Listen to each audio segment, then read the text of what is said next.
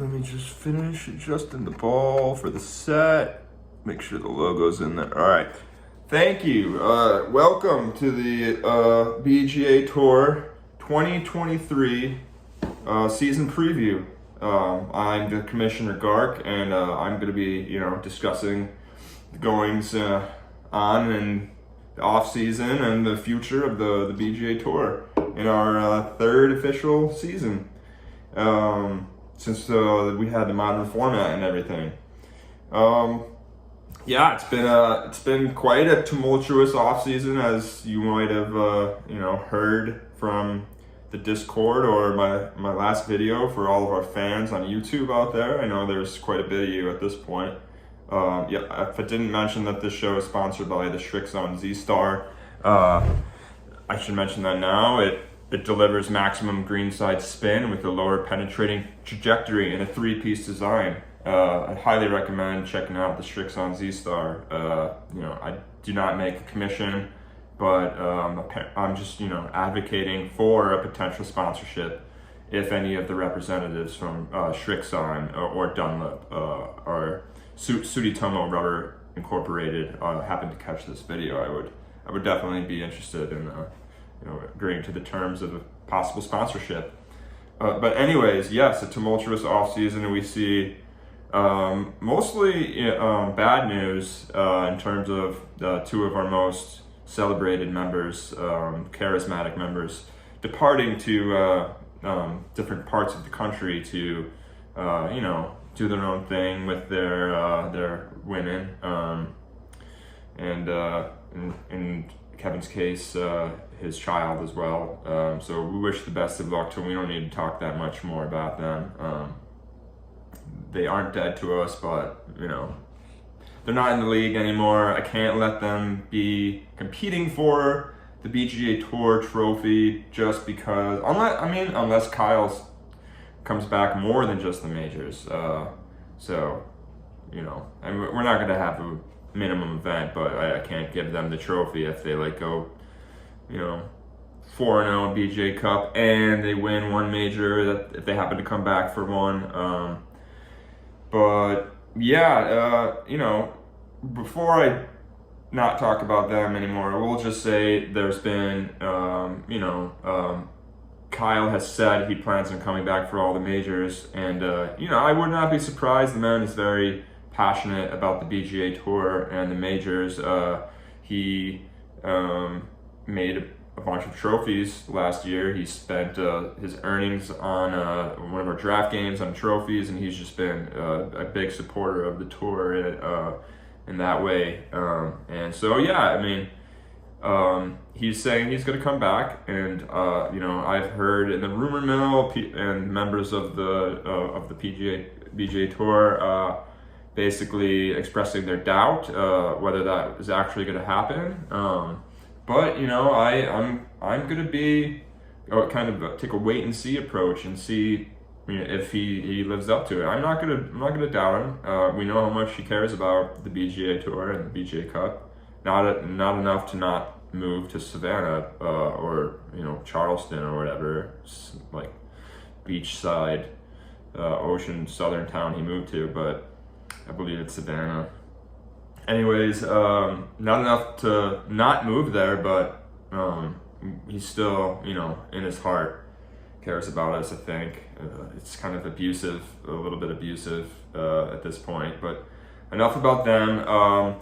So it was, besides the fact that we've gotten weakened with losing a couple of important members, I think the tour was really starting to come into its stride with getting some of the controversies out of the way of the poorly managed events, with the commissioner, myself, having a unclear understanding of the handicap system in some cases. It wasn't a big factor, but it did prevent a playoff between Nathan and Steve for the banters. So that was the biggest factor. And there was another controversy in the previous year which kind of screwed Lou a little bit, but Let's face it, Lou didn't have a great season anyways after we kind of ironed that out the year after. But yeah, I learned to kind of trust the developers of a highly successful downloaded app called 18 Birdies rather than my own interpretation of the USGA rules. So yeah, I mean, I guess getting feedback from all sorts of users would probably iron out their, poorly applied application of the handicap system. They know what they're doing better than me is the point. And I fucked up, but now we're just gonna trust the app, and we'll have no more trouble going forward, I believe. So hopefully we'll have a much cleaner season, and I could feel more proud of the league in that way. So some changes to the season in terms of not member related stuff. For one, I think we're probably going to see a little bit less events just because we have less people at the moment. But we do have Phil probably going to be participating more and playing a bigger part. And I know he's pretty golf crazy. We'll see how that goes now that he's going to be returning to full-time work, if he can play that often. But I know for myself, and I think Riley has a little bit downplayed their availability for golf. But I think Logan, Steve, and Lou will keep the passion going and the frequency up for the golf events. So I think I don't want it to become a tour where it's just the majors, but on the other hand, I kind of see it going a little that way because we'll have the trips to Sand Valley and the BGA Cup, a couple more events here and there, but I'm just not getting enough free time with the ex-wife being in another state. It's found it difficult to find time to golf. And so there's a couple changes to the format of the majors. The banters, we're going to leave it as a net championship, but we're going to remove that tee advantage that we had the last couple of years where the higher handicaps played forward. We're going to do the banters tees from now on. Every player plays from the black tees, the back tees, except the par threes. We do the silvers. I think that's the best way to play the course. And although that's not really fair for anybody who keeps a handicap, I think it's the best way to play the course. It's the most fun, and it'll result in the best competition.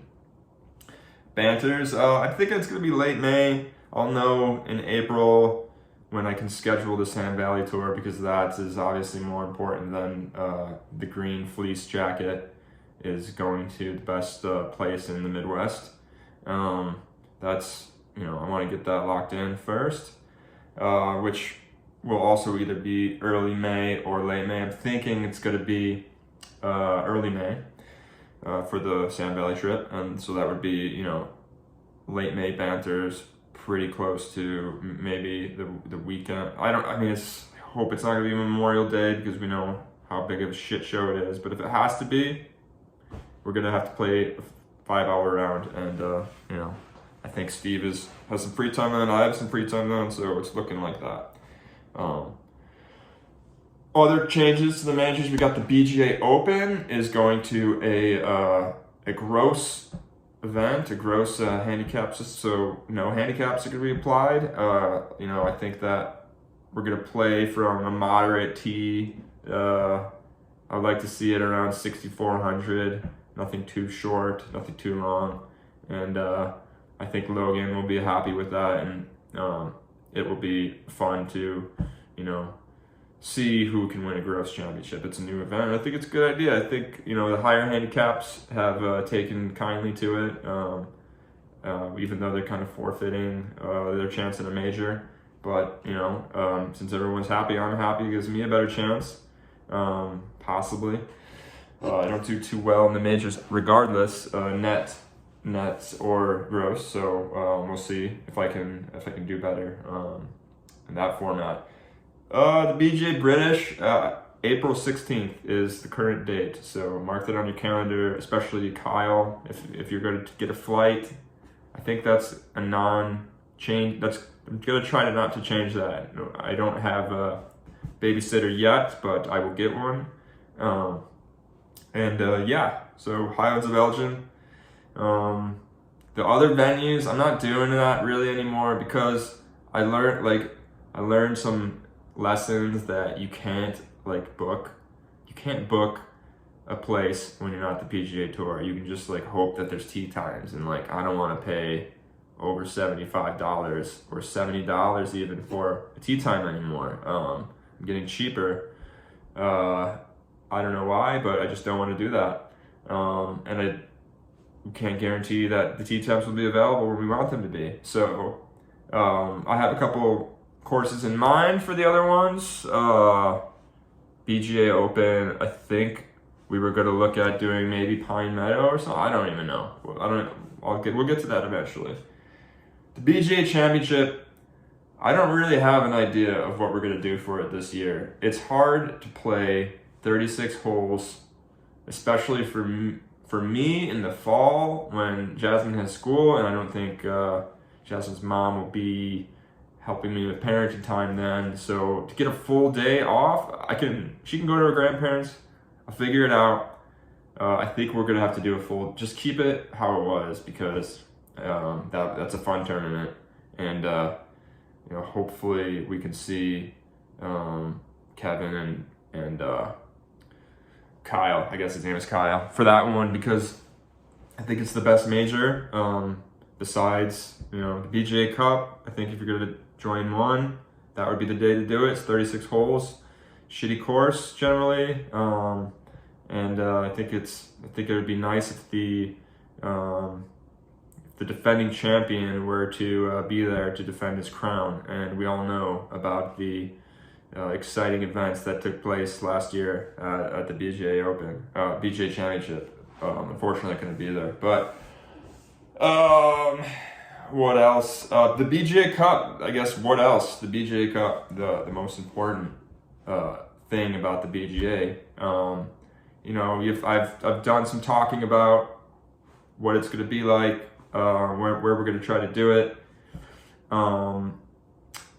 I think we're going to do one of 3 venues in Illinois, and then we're going to go to Notre Dame. That part is clear. It's going to be in early to mid-August before kindergarten starts, and maybe it'll be a Monday and a Tuesday, maybe it'll be a Sunday, Monday. We'll have to see what works for people, but be prepared to take a couple vacation days for this. The people that we invite, we'll have to see how the season goes before then. If Phil wants to be a part of this, if Kevin and Kyle make some friends, for example, maybe they want to join. I would like to see it up to 12, especially for, if we have Phil, that's 9, so we got to get maybe some of the older members that don't really participate in the season, like Dan or Vito or Jordan, get them in, get it up to 12. Too much more than 12, I don't really like the idea of, because it'll make the story too much about other peripheral members, when I want to keep it about the core 8, as I like to call us. So yeah, we'll see what happens. I'm keeping an open mind, but how easy is it to convince some guys to go out and stay 2 nights in South Bend, Indiana? Because we'll probably play and then go, just like last year. It'll be the same kind of concept as last year, and I don't know. Everybody bailed on the second day, so maybe we'll just plan on bailing, or people will understand their expectations about whether they want to stay or go next year ahead of time. It wasn't a big deal though. I'm not mad at anybody for leaving. Everybody paid their room and shit, so it was fine. It was a great success last year. We had good weather. The golf courses were great. The result was great. I've been dying to do a recap video, but I think I'll probably just cover that closer to the BGA Cup. Yeah, I mean, one thing I was thinking about, like, maybe doing a BGA Cup review, but yeah, I mean, I didn't really, there was a lot to prepare for that. There was so much that happened, and I was just thinking in my head, like, everybody remembers the big events, the good shots they hit, the matches they won, and stuff like that, but we don't really remember the pre-tournament excitement when you're driving up to Blackstone and we're all warming up at the range, got some nerves, Lou's got the coffee, all got our crazy outfits, that feeling. I can't wait to feel that again and play golf with you guys. Yeah, so I hope this year is as successful as ever. That's kind of a hard couple words to say, excuse me. But yeah, now a couple questions we had. Steve asked if we were going to roll back the ball like the USGA and the RNA are suggesting, and I would say that if Logan O'Reilly's becoming a long hitter too, continue, if they start dominating, I wouldn't say continue because Riley hasn't won a major and Logan went 0 for 5 in the major competitions last year, I think. I don't think he won anything. Lou, Steve, Kevin, yeah, and 0 in the BGA Cup. So right now, I don't see the need for that. We need all the help we can get. We suck, but if Logan and Riley just start winning every tournament for some reason, then maybe we'll, just as a joke, we'll apply that, we'll play the professional tour ball only at the Banters because that course is already short, and I think the Masters is going to be the first tournament to use that ball, so watch out for that, see if I'm right. And what else do I have to say? There was a question from Kevin about how do I think BGA West and BGA South will go. Well, I don't think Kyle hasn't, specified whether he's going to be trying to form a rival tour like Kevin, or a complementary tour. I don't know what you want to call it, but if Kyle were to start trying to find golf buddies in the South, I think it's going to be a lot different than the type of people that Kevin brings. And, they can have their own little league. I won't really care about it too much. But we can come together on the BGA Cup. That's one potential. Maybe I'll read some of the updates that Kevin and Kyle give me if they do form a tour, but I highly doubt that, especially this year. Maybe they'll get a couple buddies. The type of people that they meet, as I said, I expect them to be wildly different. Kyle is just a very charismatic bloke, so I expect him to meet friends pretty quickly.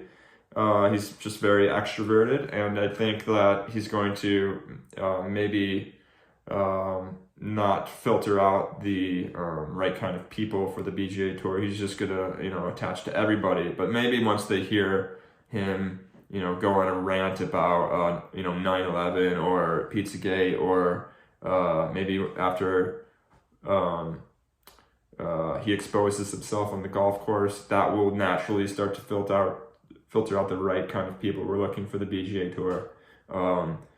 But it could be a total wild card. We could have some good old boys, or Kevin's from the Southeast seems okay, but generally I distrust people from the South, so I'd be a little bit wary about Kyle in the South, talking to people and bringing them back on tour. But he's one of the founding members, one of the most important people in the history of the BGA. So I'll give him the benefit of the doubt. Kevin, on the other hand, going to the Pacific Northwest, I don't think he's had to make friends in that environment before, where I think he naturally gravitates towards the type of people who watch Tottenham and watch wrestling. So I think those are his comfortable zones. So he's going to have to first get into, those groups, and then find somebody who golfs in a place where I don't think there's a lot of participation in golf. I think it's a bit of a stretch. And maybe he'll meet somebody from his work like Riley if he gets a job out there this year. I don't really know how that's going. But other than that, I don't know if he's going to be able to like meet golf friends on the course. Maybe he'll get lucky, but we'll see. I think he, like I said, he's more comfortable with the soccer crowd, whereas Kyle, I think he's going to just be able to meet golf friends very easily. So I expect Kevin to maybe meet one guy by the time BJ Cup comes around. We'll see. Maybe he'll have a whole crew, and they'll be really into smoking weed, and they'll come and they'll be a great time. But remains to be seen. My expectations as a whole are pretty low for people that will be a part of the BGA Cup coming from these different states. That's that's not that far away, August. So maybe next year by that time they will have planted their seeds and their roots into the soil of Savannah and Portland or whatever. That's about it. I look forward to the tour. Hope I don't fuck up again. I hope I win a lot. I hope Logan lives up to his promise by saying he's going to be more obnoxious and a pain in the ass more than ever. I hope that Riley continues to play with us about as much as he did last year, and I hope now that Steve's married that things don't change with his woman, and she wants him more at the house raising like a child or something. You know how that goes. But and Lou, Lou's gonna be the glue. Lou's gonna be the one who begs everyone to come out, and I just hope people do, and I hope I can play as much as possible. And once again, thanks you to everybody who gave me a deposit for Sand Valley 2024. You won't regret it. And I'm sorry what happened with Banded Dunes. That's all I have to say. So cheers. See you soon. Oi oi.